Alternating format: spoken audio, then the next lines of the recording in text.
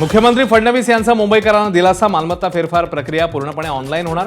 महसूल मंत्री बावनकुळेंच्या हस्ते नव्या डिजिटल प्रणालीचं लोकार्पण. अर्जाची सद्यस्थिती आता तातडीने मोबाईलवर समजणार.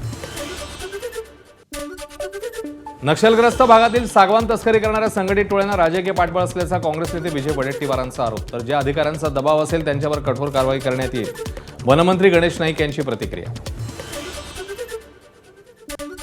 मुख्यमंत्री फडणवीस यांनी 6 मार्चला केंद्रीय मंत्री अमित शहांना लिहिलेलं पत्र समोर. अजित पवारांच्या अपघातासंदर्भात सीबीआय चौकशी करण्याची पत्राद्वारे मागणी.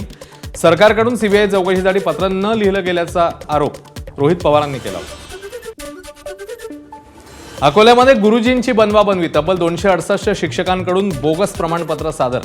दिव्यांग परित्यक्त असल्याच्या नावाखाली बदली घोटाळा. शिक्षकांचा मदत करणाऱ्या 300 लोकांवर निलंबनाची टांगती तलवार. जलजीवन मिशन योजनेला केंद्र शासनाकडून 2028 पर्यंत मुदतवाढ. मुदतवाढ मिळाल्यानं रखडलेली कामं मार्गी लागणार.